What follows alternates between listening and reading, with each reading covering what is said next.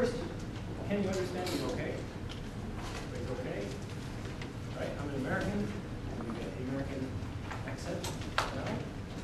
I have a handout for you. I prefer to use a handout.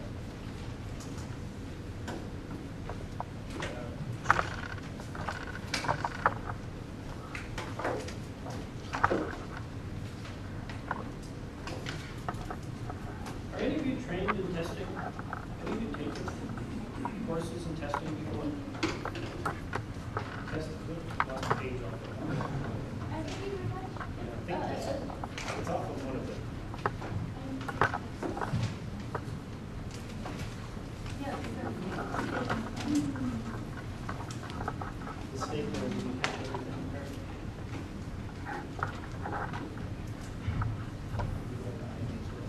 Thanks. All right.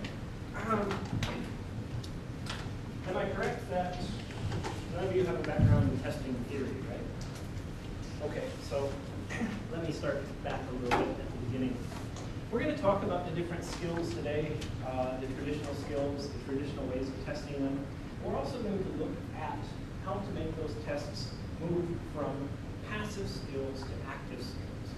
Now, what do I mean by passive and active skills? Does anyone know? Okay.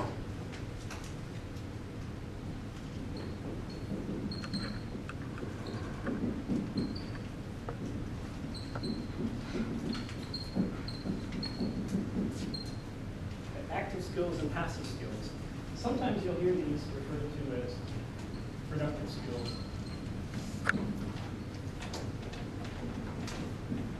And receptive skills.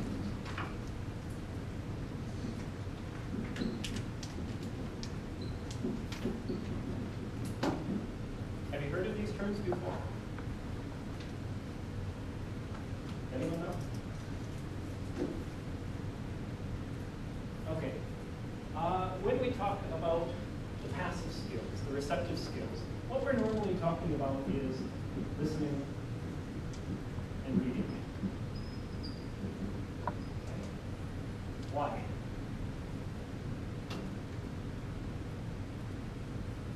Anyone? Because there's no output. Okay, that's one way to look at it. There's no output. They can also be done basically by yourself, right? You don't need a classroom to be able to do them. You can do them on your own. On the other hand, the active and the productive skills are speaking, writing. Okay. Now, you can have these on this side as well if you make them more productive. Okay? They don't have to continue to be passive skills. And this is going to be part of what I talk about today. And how we test these things and how we can make our tests more productive so they actually ask the students to perform something, okay? Rather than just focusing on the receptive side of things, okay? Now, we're going to look at these individually. We're going to look at listening, reading, speaking, writing. We're also going to look at vocabulary. We're going to look at grammar. We're going to look at the things that we might find in the classroom, okay? And there's a couple other terms I want you to know before we get into this too far. One is the term valid, one is the term reliable, as it relates to testing. Okay. Does anyone know what we mean when we say a test is valid? Or a test is reliable?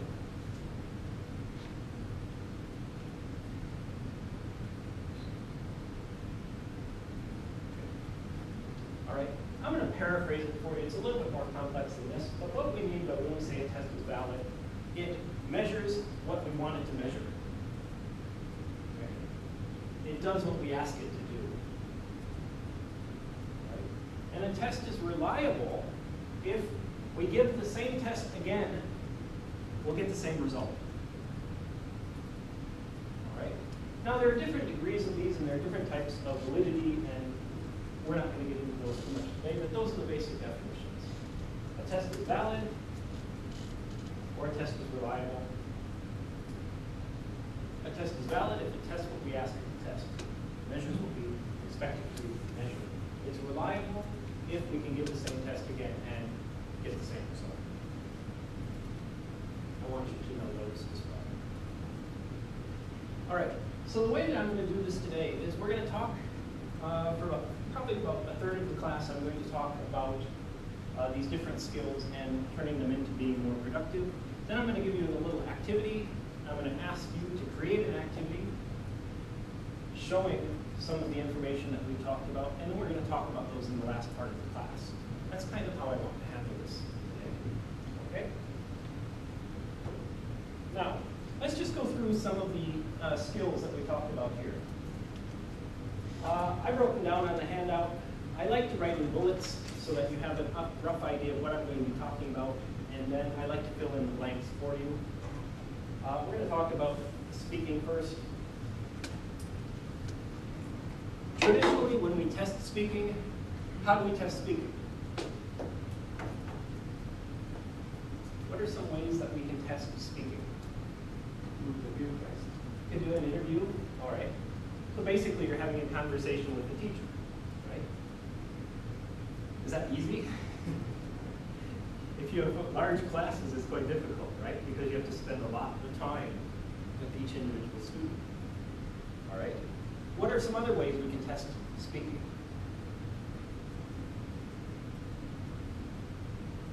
Presentation, like a show and tell.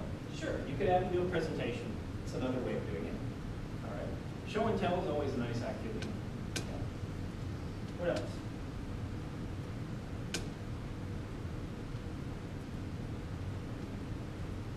All right, you can see some of them on here. You could have them role play. All right, where you pair students off and you give them a topic. They talk about it back and forth. That's another way of doing it. You can have them do a monologue on a topic. Okay. I've seen teachers have stacks of cards with little topics that they've covered in the courses, and the students come in, they grab a topic, they do a monologue about the topic, whatever it is, for a minute or 2 minutes, and they finish and the next one comes. You can have them describe a picture. Right?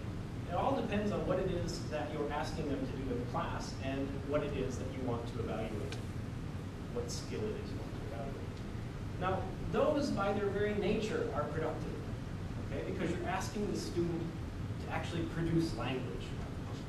Okay. Now, why am I focusing so much on this productive side of things? Okay, because so much of language testing, traditional language testing, has focused on partial degrees of production or no production at all. Okay. Often, when we're testing, we're simply looking at recognition.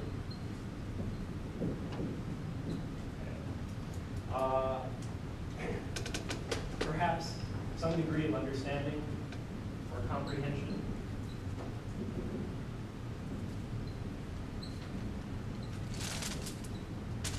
Okay. But we're not actually looking at the output side of things. Okay. Now, we're going to talk about this when I get to vocabulary. When we get down to vocabulary, we'll talk about this a little bit more. But I always tell my students, especially my students who are going to become teachers, and especially my students who are very, very interested in becoming good, functional users of the language, I always tell them that there are 2 parts of learning.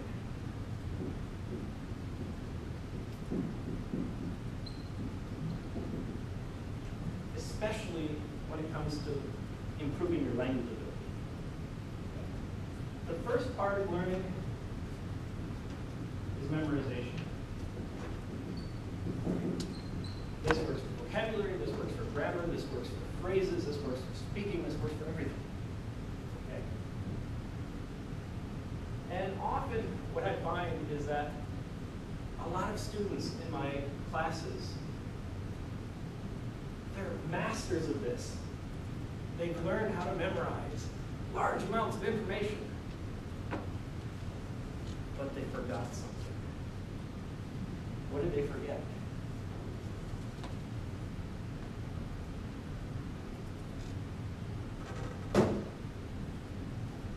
memorize, let's just take a vocabulary word. If you memorize the word, but you can't use it, you haven't learned it. You've only memorized it. You can recognize it. It's recognition. Okay? You must use it. Okay? The second part is being capable of using it. Now, when I was a graduate student long, long ago, I was told by my professors that you have to use a vocabulary word at least 11 times. Okay? That's what I was told then. I'm not sure if that's still current or not. But the point was you have to use it numerous times. And often what happens, often what I find here in Japan is that students don't do that. Okay? Students think, if I memorize it, I've learned it. But they never produce it. All right? And that's part of the problem. We want to encourage them to produce the language. That's the only way they're going to become a more competent speaker of the language, or a more competent user of the language, regardless of whether it's speaking, or writing, or reading, or listening. So we've got to keep that in mind. Now, it says on here, what about larger classes? Okay, I asked the question, how does that work with lots of students? Well, when you have lots of students, you don't have a lot of choices. You basically, if you're going to test speaking, you have to test them probably in groups. Okay. Look at the group, have a conversation, watch it, take notes. Who's participating? How well are they functioning? Are they using the language that we want them to use? And you can do it that way. On a written test, you might give them conversation prompts. Okay? Actually have them producing speech through writing. Okay? You could give them a bit of a dialogue with the prompts on there. They get the first few words, and they have to complete the prompt. It's another way of approaching that. Okay? So, for example, on a written test, and you want to test their ability to speak, you might do it this way.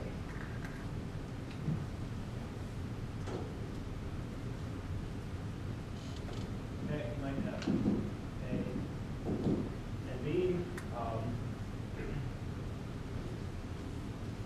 Just simple conversation. You might have B answer, I'm fine, thank you. Okay. And have student A fill in that word. It's fairly simple. Student A on their test would have to say, hi, how are you, or something like that. And these can be made with varying degrees of complexity according to what it is that you're actually teaching them, right? Okay. This is making them produce the language, rather than asking them some other kind of question. Right? And we'll get to that. Right? And I mentioned here, on paper tests, you might want to give them dialogue, remove half of the conversation. They have the other half of the conversation, make them complete the conversation.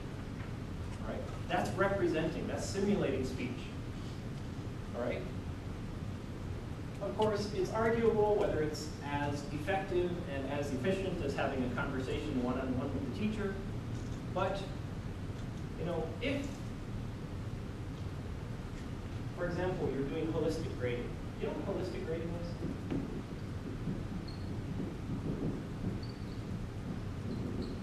You know what holistic grading is? Have you heard of this before?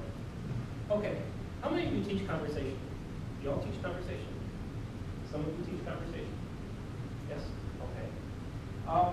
One of the ways that we measure speaking, that we can measure speaking, besides a traditional test, is to monitor our students every week. Okay? And basically keep notes every week. Who's speaking? Who's not speaking? How much are they speaking? I like to do this with my classes. It gives me a bigger picture, especially a large class if I have 35 or 40 students. it's hard for me to keep track of everybody, so I'm always going around and I'm keeping notes about each of the students. And after a while, a pattern develops. You start to see, this student is always participating, always speaking, always trying. These students over here, they're not trying so much, right? And you can begin to see that. That's called holistic grading. It's getting the overall picture, the overall impression. Okay, this is the overall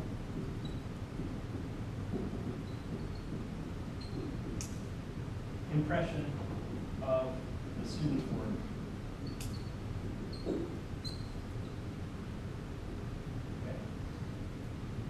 I find that this gives me a much broader picture of what a particular student is capable of than I do when I put speaking alone on a test. Okay. Now, of course, I also like to have students do presentations, do other small activities that give me a full view of this. Okay. But that's one way to overcome that. Are we okay so far? Okay. It's hot in here.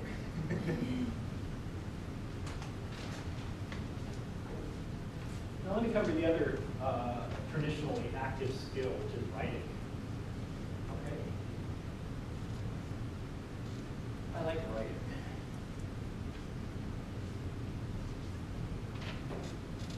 All right, traditional methods of teaching writing. Okay. Especially here in Japan, in the past with writing, we've seen a lot of translation exercises, grammar translation, or other things. Also writing of sentences, paragraphs, and essays. Now remember, when we teach writing, okay, we often talk about product versus process. You're familiar with these terms? You've heard of product writing and process writing? Yes? No? Anybody? You can talk to me, it's okay. I don't mind it. Product writing. You write it once, it's finished. Okay. Like writing an email message. Okay. Or you're sending a text to your friend. You write it, you push send, it's gone.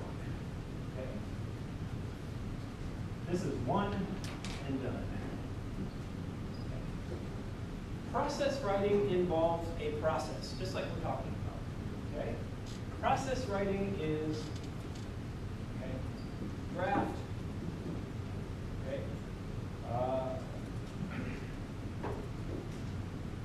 draft, review, revise, draft 2, and so on.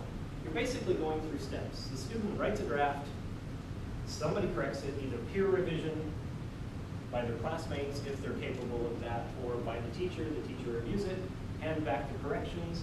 Often the first time we're just looking at structure. Okay. Do they have topic sentences? Okay. Do they follow the basic format, introduction, body, conclusion, or whatever aspect of writing you're teaching at that point?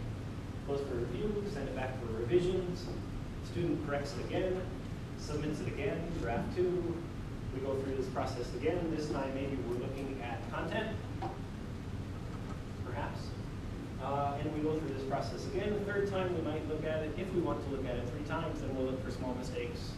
And by the time they're finished, you have a very nice paper in theory. Okay. Now this is very demanding, of course, on the teacher. But this is sort of, traditionally, writing classes have focused on this. Many years ago, they started switching over to process types of writing. As you can see, this is much more productive.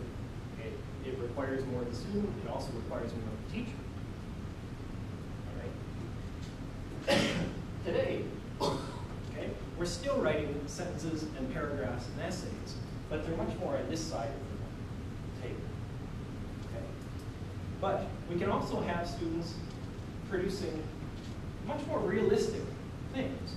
We can have them producing email messages. We can have them producing writing dialogues, writing requests, writing complaints, all of the things which are very practical, okay? And you can still do them from a process perspective. Have them write it, check it, revise it, and send it. It's kind of the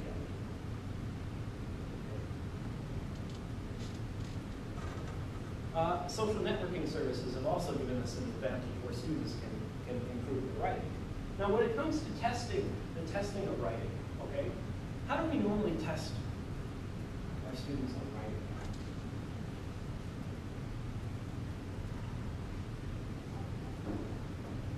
Anybody?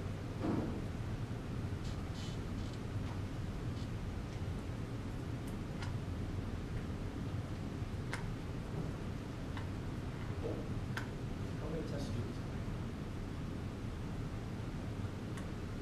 All right. We have been teaching them about writing sentences, writing paragraphs, writing essays. Give them a topic, have them write about open topics. Narrow the topic down, have them write on a specific point. There's lots and lots of ways of doing this, but the point is to get them to do it. Get them to practice this and build their confidence and build their ability. Right? It's less difficult with these skills because they're by nature, the student is producing language. Okay? But one thing I would say about writing, and I'll say this again when we get to grammar, my personal perspective is we should keep it on the English side, okay? And not have them translate back. Okay? And I'll give you some reasons for that when we get down to the grammar vocabulary. Okay. Now, let me move on quickly to the passive receptive skills. Okay. The first one is listening.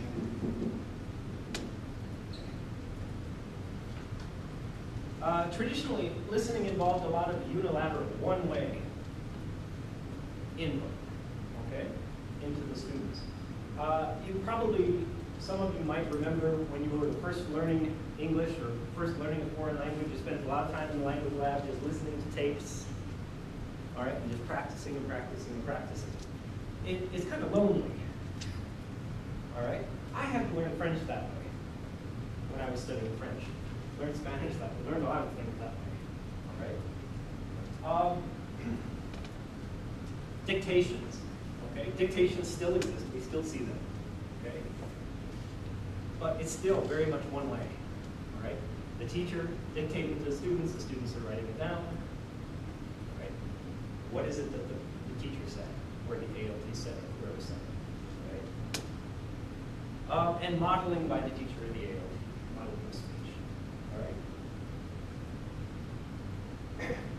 I always prefer to look at this in the context of pairing it with the speaking, all right? If you pair it with the speaking, they're getting the listening, they're getting the speaking at the same time, and they're functioning much more in a natural way, all right? There's plenty of time on their own to listen to extra material. In the classroom, personally, I prefer to have them always communicating and getting the listening through that, okay? And having it much more focused on the students through learner-centered activities rather than me speaking as I'm doing now today as more of a teacher-centered activity. Okay. Conversations, small groups, anything to get them there and not only listening but producing language. Right? So that sort of solves that. When we get into the testing of listening, we can test it through the same methods we talked about for speaking. Right?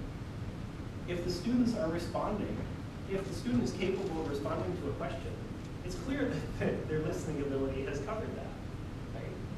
If you give them a topic and student A is doing well with student B, every time student A asks something of student B is answering in a way that's not correct. You can tell, one, they don't understand, they're not comprehending, and two, they haven't learned the material. All right. So there's that.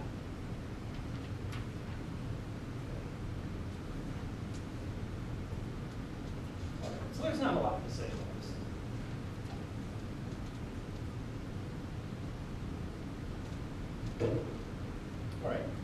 All right. Reading.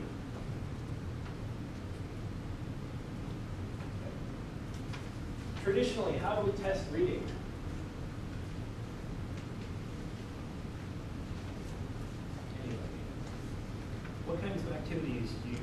test reading? True false questions, yeah. All right. True false questions, what do they test? All they understand. Understanding. Okay. And yes, a large part of reading is the understanding of the reading. Yes. Okay. What else? How else can we do this? How else can we test reading? What other ways?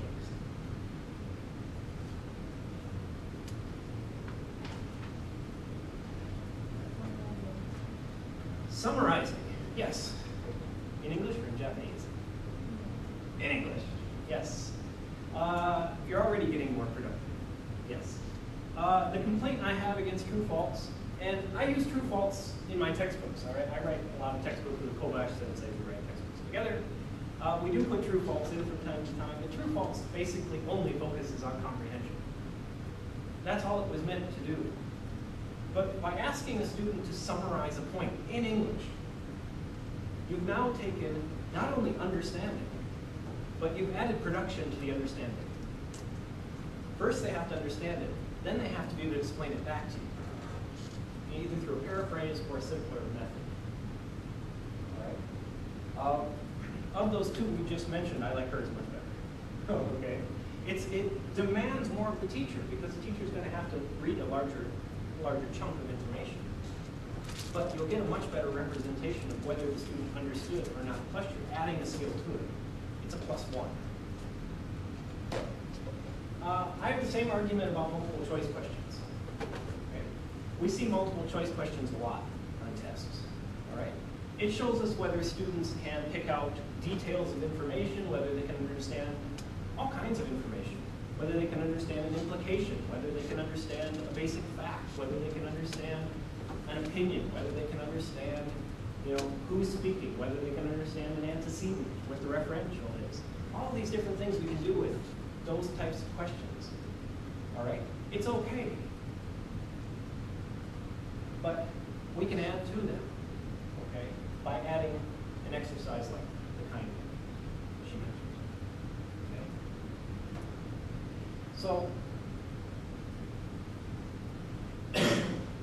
what I would suggest with reading is having them read and produce. Okay? And I'm not saying it's bad to have true-false questions. I'm not saying it's bad to have multiple-choice questions. Okay? But adding things to them so that you get a better feel for the student's ability and you're making them produce language. Okay? Now, let's say you've had a story in the class. The students have read a story. All right? You've asked them to summarize it. What's another way to get them to produce language about that story? What's another way? Retell. Okay, you could have them retell the story. Okay, but what if we're doing it on a test? Questions about the story. That's possible. I like question-making activities. I think it's a skill that Japanese students lack, very often lack the ability to ask good questions in English. So I like activities that make them form questions. What else?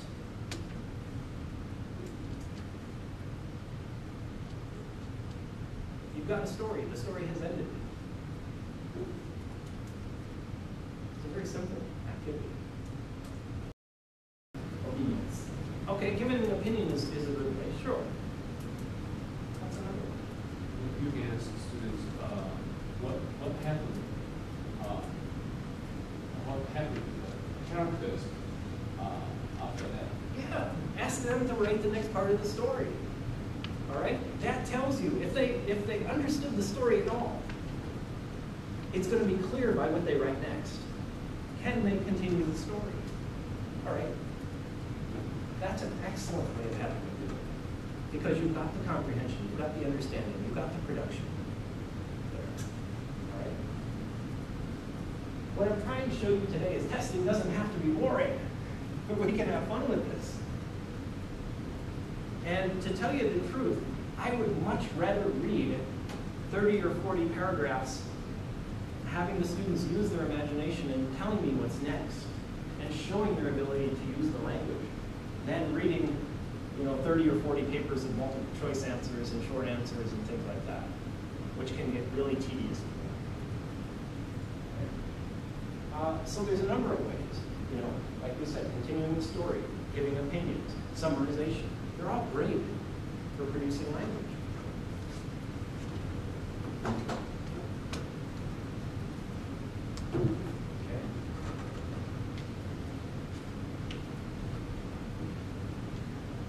Okay.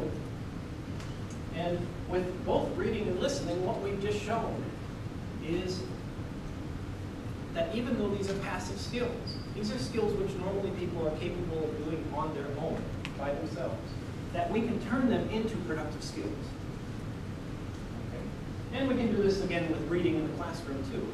I've seen many, many, many classes where reading class is read and maybe summarize, but it always ends up back in Japanese. Okay? And it's often the teacher up at the board explaining a point. It's very teacher-centered. I'd rather push it back to the students.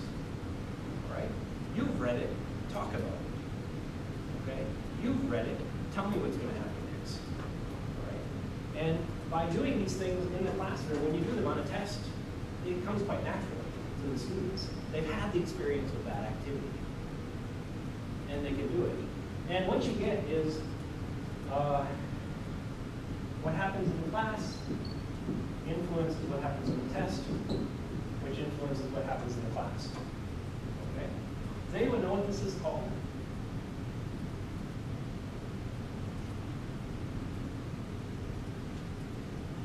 Okay. What you do in the class influences what goes on the test. What you do in the test influences what goes on in the class.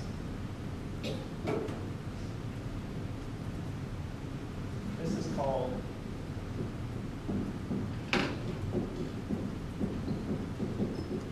washback effect. Okay. Now this is one way the washback effect works. Okay. I meant to talk about this at the end. There's a bit about the washback in your packet at the end of the packet. But since I've gotten to it right now, I'll talk about it. Basically what the washback effect is the effect that testing has on what is done in the classroom.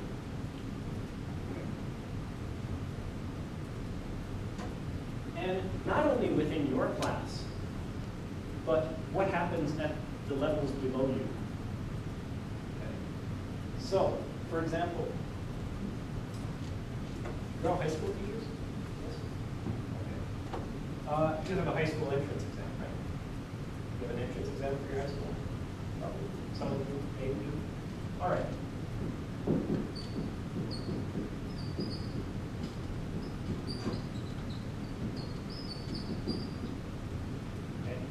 Basically what the washback effect says is this test will have an impact on what happens in junior high school classes.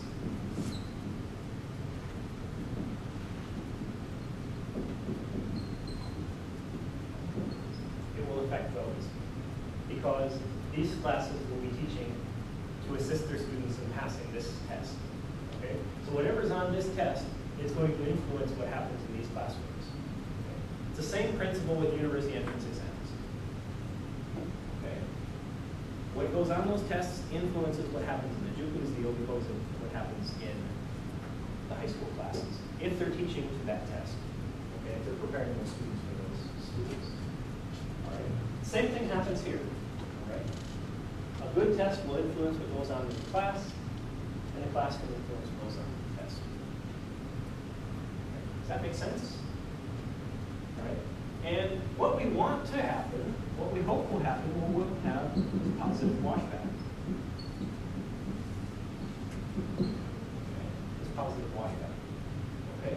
If we know we want junior high school teachers to teach certain things, we put them on this test, which forces them to teach those things. Okay. Right. Here, if we have, for example, 3 classes, 3 different teachers teaching the same class and doing the same test, if one of them wants to influence what happens in all 3 classes, we change the test. So that influences the 3 teachers to teach the things that we want them to teach. Okay. And hopefully that will be more productive students. Now, let me get back to the other stuff that I was talking about. Vocabulary.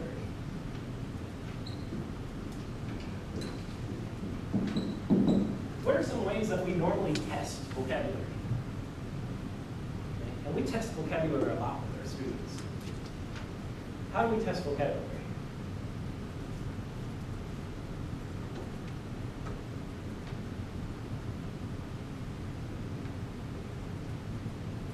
Anybody? Matching. Yeah, matching is one way we test vocabulary. Matching is another recognition exercise. Okay, we recognize it. All right, we don't do much more than that. What else? Sometimes we use cloze exercises. Okay, we use fill in the blanks. We use other kinds of exercises for vocabulary. We might use multiple choice for vocabulary. All right, we could even use true false if we wanted to. Okay, but none of those that I've mentioned so far are actually asking the students to produce language with that vocabulary. None of them that we just mentioned actually ask them to produce language. So, what can we do with vocabulary? To get the students to use the language. And by using the language, it shows us one, they know the word, and 2, they can use it. The point I mentioned earlier.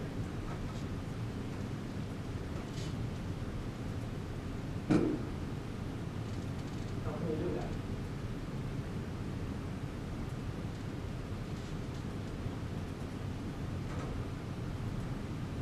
Anybody?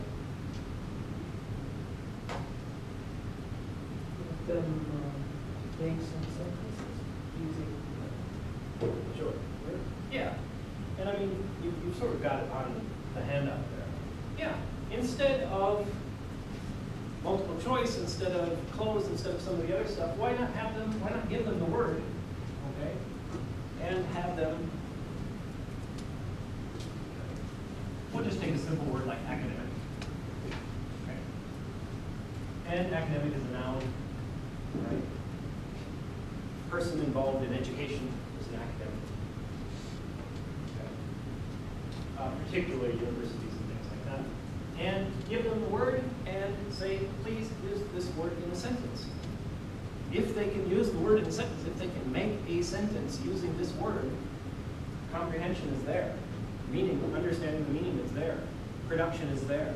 You've now tested 3 different things, instead of simply asking them to recognize the word by matching them up.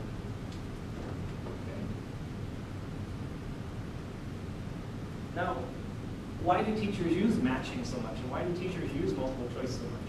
Because the textbooks do that. Okay? Yeah, basically they're copying what they've done in the textbooks. All right? And I understand this because I write the textbooks. But I've been trying over the years to increase the amount of production and reduce the amount of just recognition skills. So by having them produce the sentence, again, if it's on your test, you're probably teaching it in the class.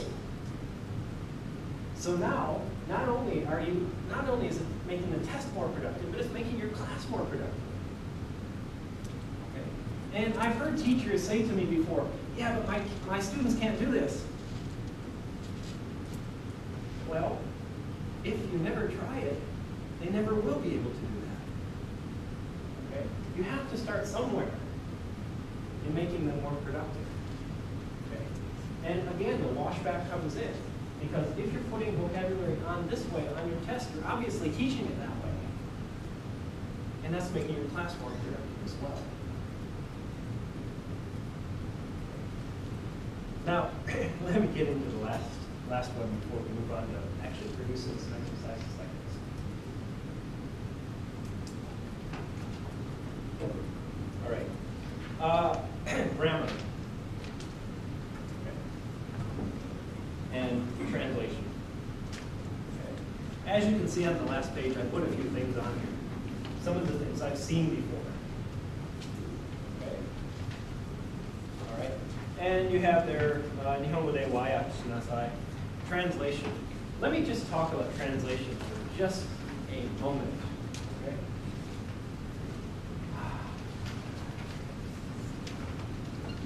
Where do I begin? Personally, I don't like it very much. Okay. And let me tell you why. I don't like translation because it relies on the native language too much. Okay. My personal goal, this is just a personal thing. My personal goal as a language teacher is to encourage my students to think in the language, in the target language, in the second language. Okay. And if you want them to think in the language, which is going to increase their communicative competence, it's going to increase their ability, it's going to increase their fluency, it's going to increase a whole bunch of stuff in the world, then having them backtrack into the L1 doesn't do that. Okay? It slows things down. It's an extra step that's unnecessary. Right? And I've seen a lot of tests that focus on understanding through translation back into Japanese. Okay? To show that they understand English, have them translate back into Japanese. My argument for that has always been, well, how do you know that they truly understand this and are not just really good at Japanese? Because a really good speaker of Japanese can fudge this a lot. Okay? And you get into problems where, for example, the 3 sentences I've given you. We should spend some time alone. I looked up the street, and he gave her cat food. All of those are ambiguous sentences. They all have 2 meanings to them. So if you don't realize that, and you ask them to back translate into Japanese, you're going to get different answers depending on the student. And what happens? Your test is no longer reliable.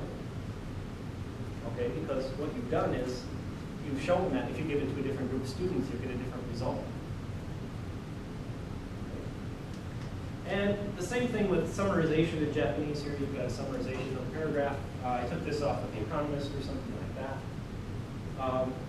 Again, it asks them to go back into the L1. And I would like to encourage you to try as much as possible to keep your students in the L2. Okay?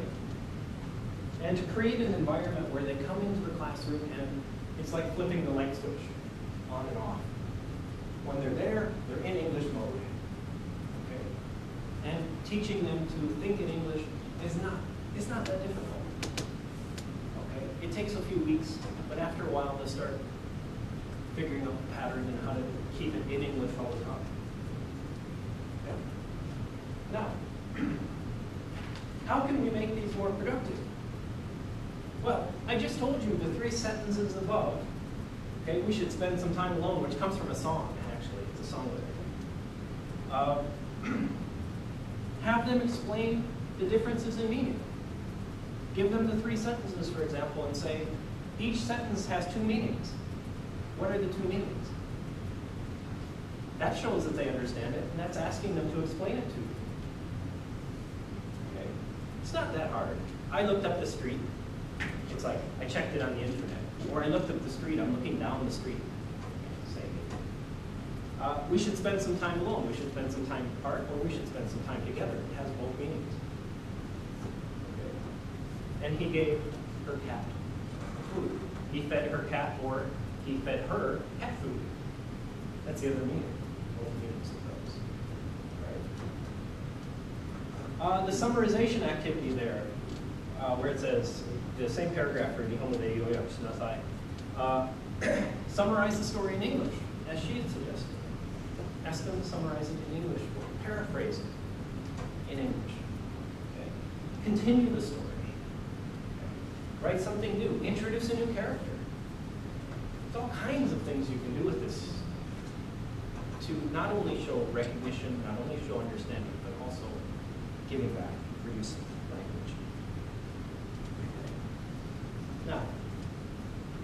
I want to take you through a couple other things in the handout real quick, and then I'm going to have you work on creation of an exercise or two of these. Okay, let me show you what else I put in here for you. Okay, I put in 2 glossaries of testing vocabulary. Okay, testing terms for you. The first one is from a Belgian university in Ghent. It's a very nice list of terms that we use in testing. Validity, reliability, they're on there. All the different kinds of validity are on there, and you can have a look and see. Testing is much more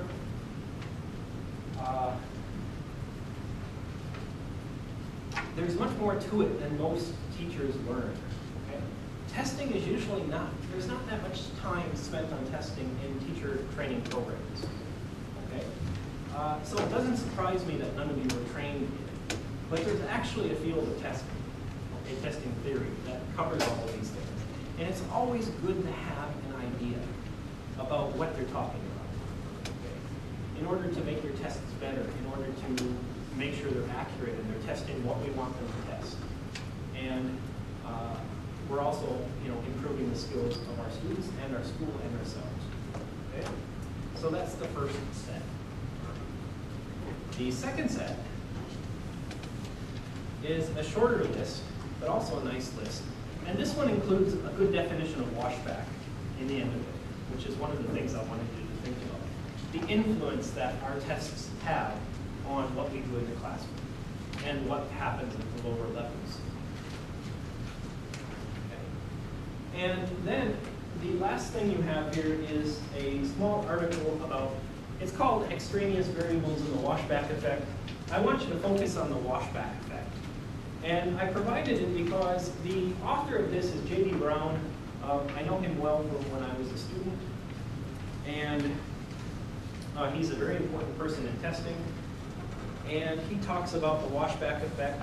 And on the top of the 3rd page there of this article, you can see how positive and negative washback can affect what we do in the classroom. Okay. Negative effect. Negative washback can affect teaching. It can affect the course content. It can affect the course characteristics and the class content.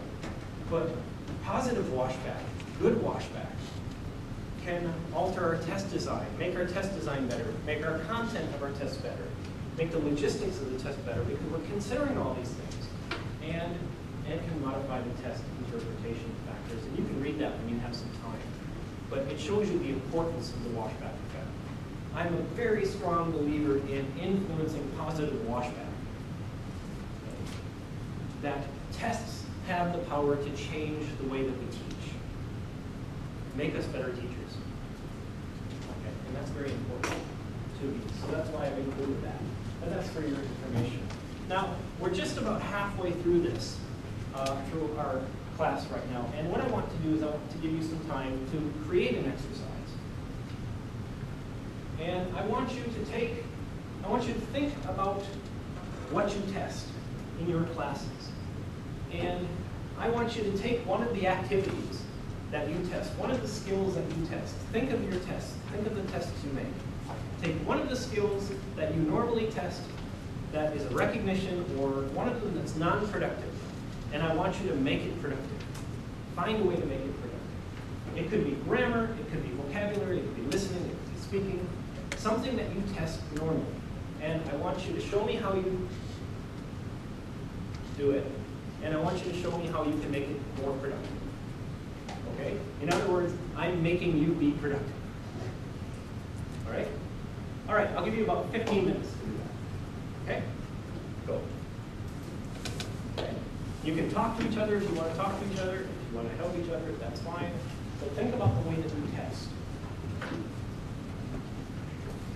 Or if you're having trouble with that, think about somebody in your school who tests this way. And make it more.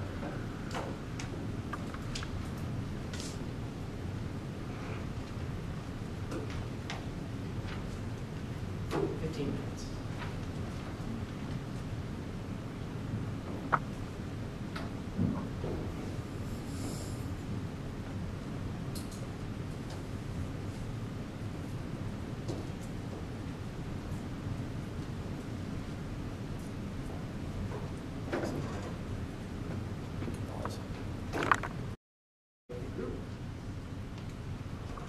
and we put you five in a group.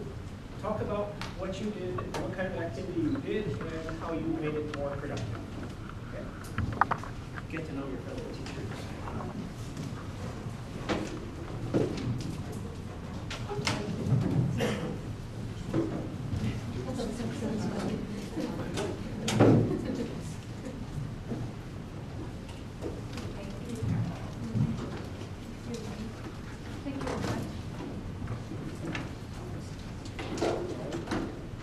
Sorry.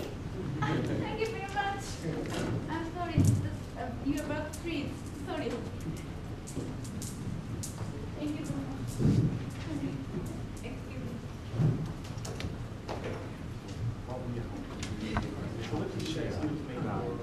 What kind of activity did you look at? How did you do it? Actually, I got an idea from what local parents. I was doing shadowing in my class, and what I'm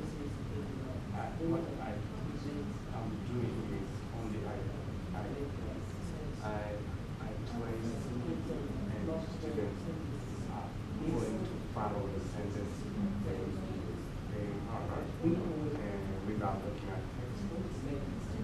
But instead of we can change, we can make a student character, and one student can read the textbook, and the other student can follow the sentence. So what I change this way, the shadowing will be more productive or something. Yeah, I forgot the word. A productive class.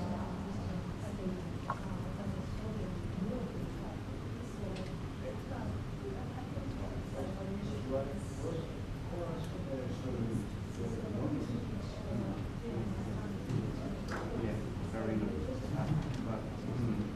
But I believe the shadowing is very good. So I In class, one of my possible students first sentence and explain and shadowing with other line students understand. So next, continue the sentence. Like you're teaching each other. Yeah, teaching each other. I mistake between students.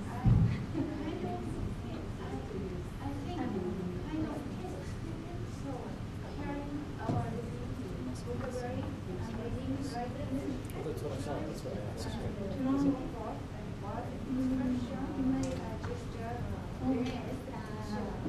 Sorry, orally. Listening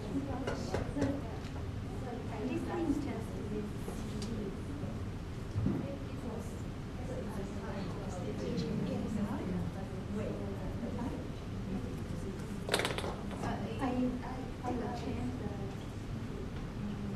interview test.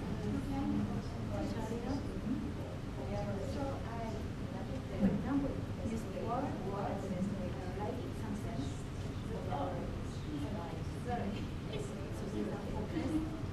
Please, prepare.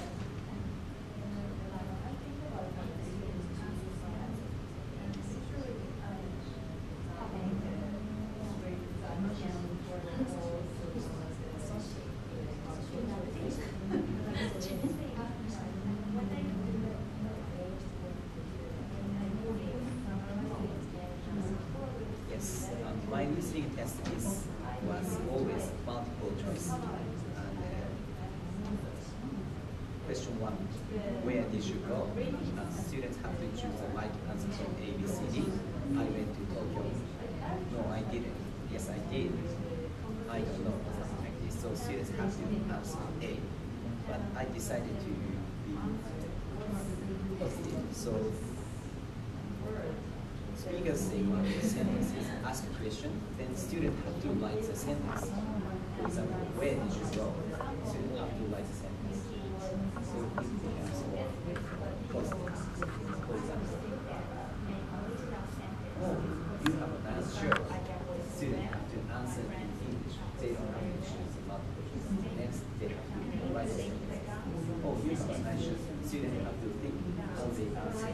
for example, thank you very much. I bought yesterday for so change by listening test.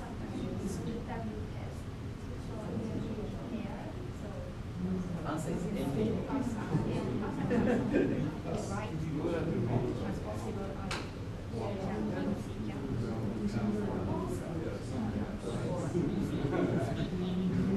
I hear that teachers complain to me that a lot. They say to me a lot, okay, if we do this, it becomes more difficult. But if it becomes more difficult, it forces you to teach it that way. And eventually, it becomes normal, right? One of the problems I have is that teachers say that to me, and then they want it to always be easier. So it never gets difficult. They always keep it at the same level. You have to always continue to push it. There's a theory that some people like it, some people don't like it. It's called I+1. It's crashing. Where you're always pushing the envelope just slightly above the ability to students. And I know a lot of teachers don't like it. I like the theory very much. It's always try to continue making it slightly more difficult to make it because it challenges us to keep reaching for the next step. So, more difficult, but that's good sometimes.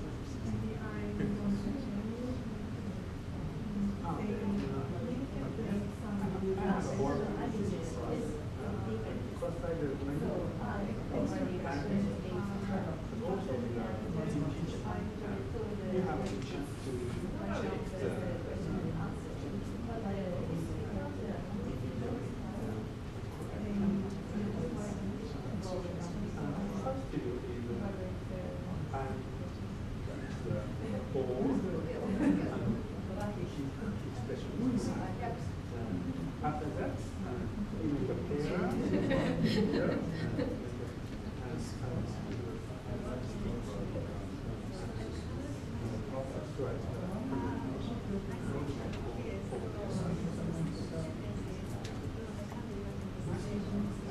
Almost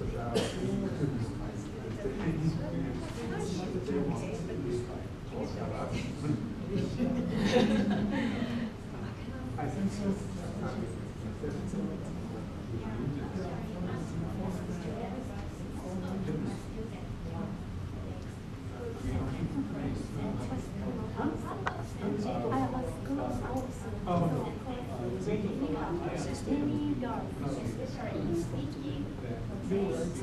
Yes, I have confidence. Marshall, I have confidence. But I'm just waiting to see what comes from the result. The F is good. Yeah, simple Because question. we used it completely last semester, right? Newton, but other content. Yes, no question. So this one, the difference between those two.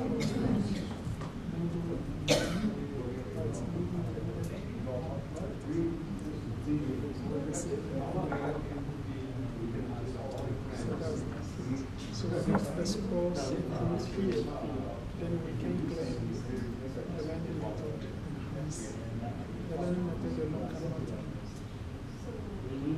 Also, the additional pressures.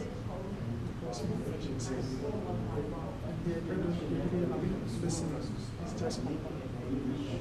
So some of them don't use the method. So we expect to have higher listening score. Expect. No, sure, that's it.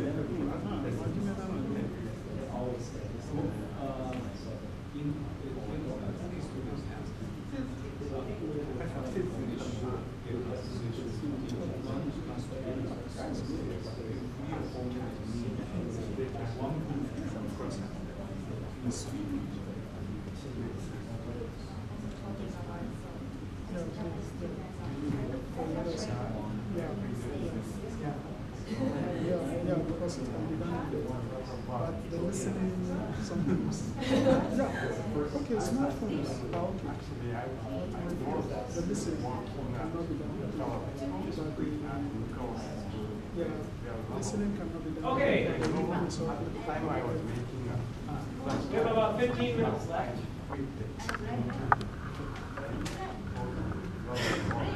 All right. I've been listening to the activities. Some really great stuff. I'm hearing interesting ideas. So at least I know I've got your brain starting and new ideas are coming up.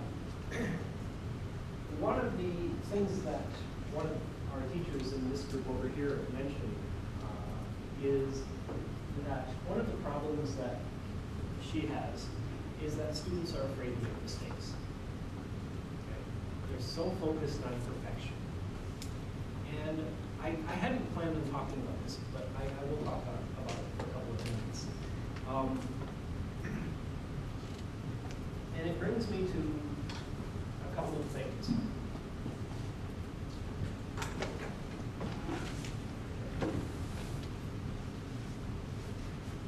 It's important to make mistakes. Why? Why is it important for students to make mistakes?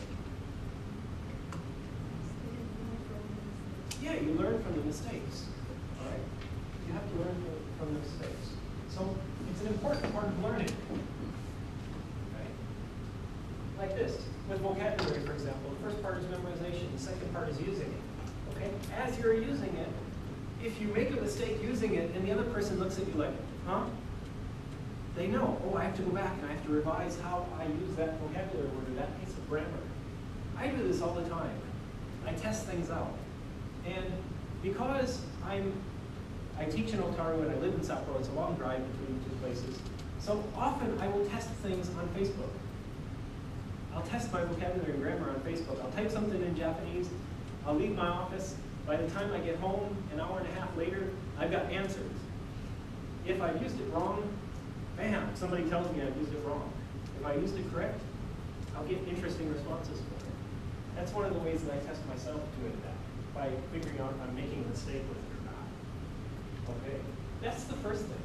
But as teachers, we are sometimes responsible for that problem our students have of being so afraid to make a mistake. Why are we responsible for it? Because the methodology, grammar translation, has caused that to happen. Because when you're doing sentence by sentence back translation into Japanese, you're looking for perfection. And that tells the students, I can't make a mistake. All right? Where it's much more important to have them expressing the language and using the language and making mistakes with the language. Okay? And one of the other problems that we have is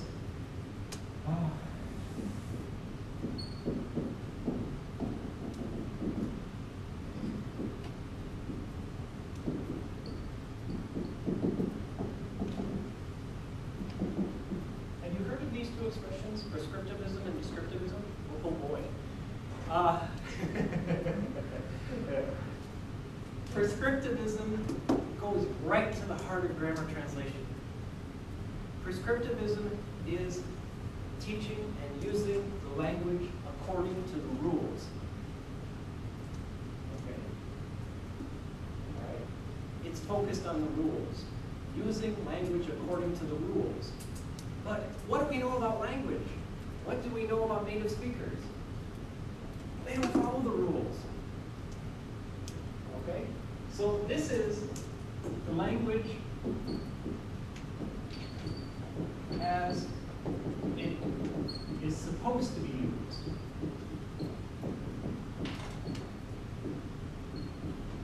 Okay? According to the rules. This is the way we actually use the language.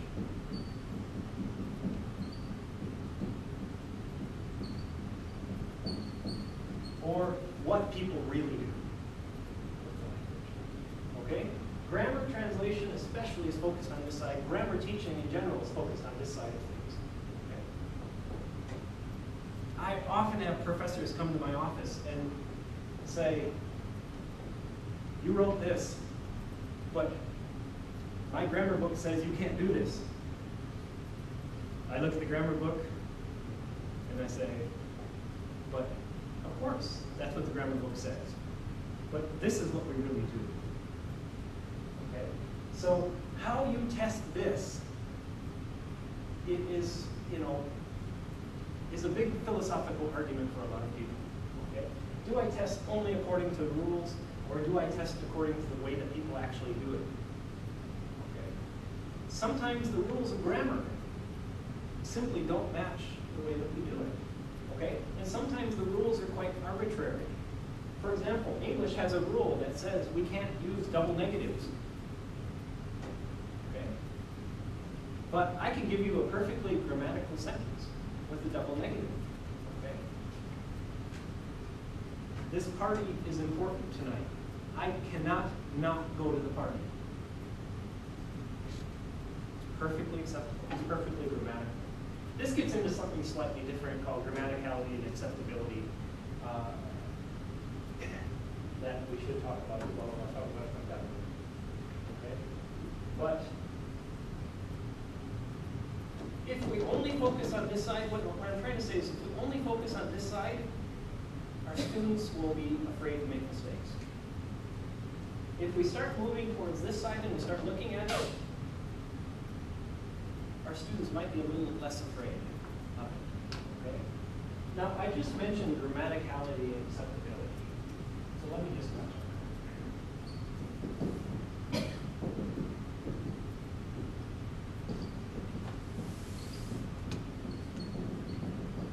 Okay? This goes back to Chomsky. Have you heard of Chomsky before? Okay, this goes back to Chomsky. Okay? What this basically means is that grammaticality does not equal acceptability. Okay? Just because it's a rule doesn't mean that people do it that way. All right?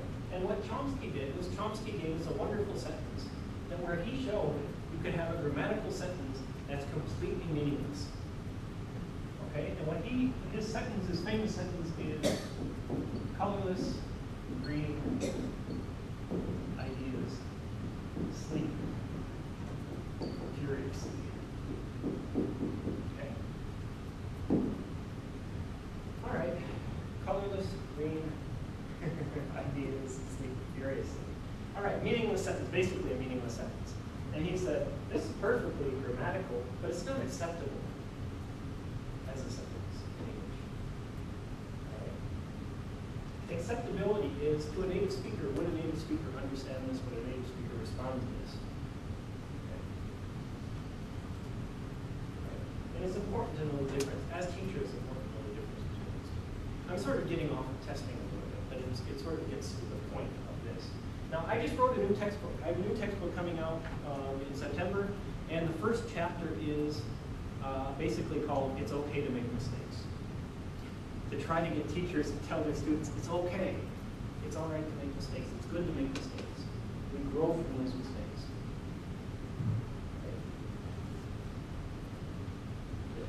Now, we have a few minutes left. We have about 5 minutes. I just want to open it for questions.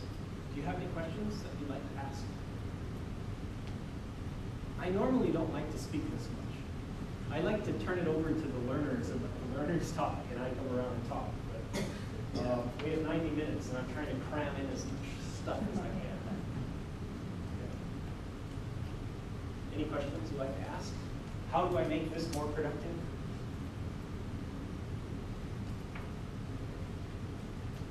Did anybody write a really good way to take something that's not normally productive and make it more productive?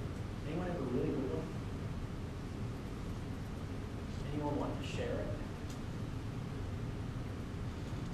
One of the ways that you make your tests more productive.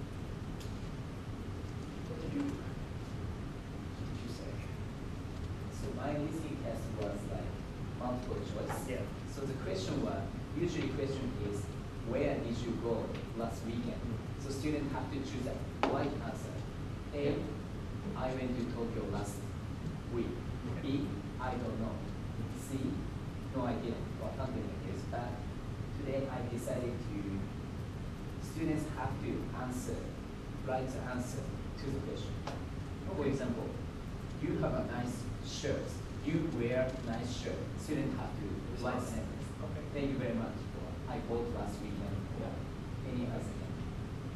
Yeah, because that's a good exercise because it focuses on their understanding, it focuses on their production, it focuses on their ability to recognize an appropriate answer for a given situation. So it's very situational.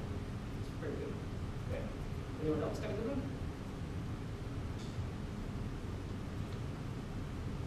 What did you say? So today, in my class, I'm usually the first class at the beginning of the lessons. And I want to make the students more loudly say the words, but we have after the first words, I give some quiz, paper is cut off to and check them more pronunciation. Okay.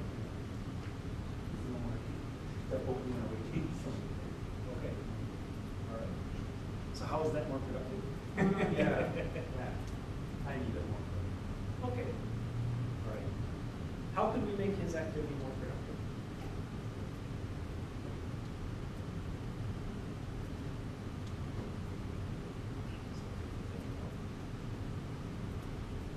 Yeah, I'll try to answer it.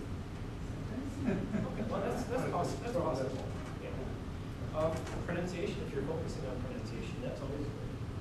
All right, looking at pronunciation. What did you do?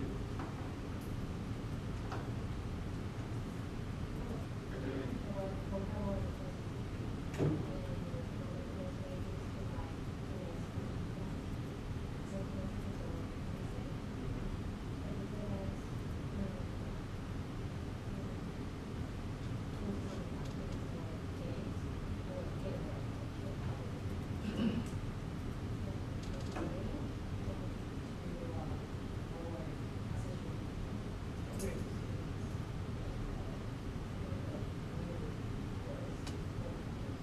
So, like, taking parts of the word and having them. All right. Oh, excellent. Yes, that's looking at what the actual meaning of, one of the meanings of productivity is. Okay. Productivity in language teaching and less in language testing, but in language teaching classes has a secondary meaning. It talks about the open classes, okay, that we can use to build new words out of. For example, we have closed classes like prepositions, for example, where we don't get very many new ones over time. And we have open classes where they continue to develop and compound and things like that, where nouns and verbs and things deal with the open classes. All right, so that's the other meaning of productivity. Right. Very good. Any other questions you'd like to ask? Okay. I mentioned in this group over here, sometimes, and this group over here also, sometimes people mention the difficulty that by doing things more productively, it's more difficult for our students. I don't necessarily think that's a bad thing. I think it helps us to progress. And as I've said with the washback effect, it makes our teaching better because we teach to that. And over time, our students become accustomed to it. And the overall level of everything you do begins to go up. And that's always a good thing for our students. We have to keep pushing the envelope. We can't say, this is good enough. We have to keep trying to improve it and make it better. And that along the line will impact what we do on the tests, and that will impact what we do in the classes, and that will impact what we do in the world. And that's what we want. Okay. All right, we're just about 5 o'clock. I want to thank you for today. I enjoyed meeting all of you. I wish you much success with your teaching. And if you have any questions or anything, you can always find me. I'm a very social person. I have Facebook. I'm starting to do Twitter. You can find me fairly easily. I also have lots and lots of textbooks with Kolesh Sensei, and we try to build books that help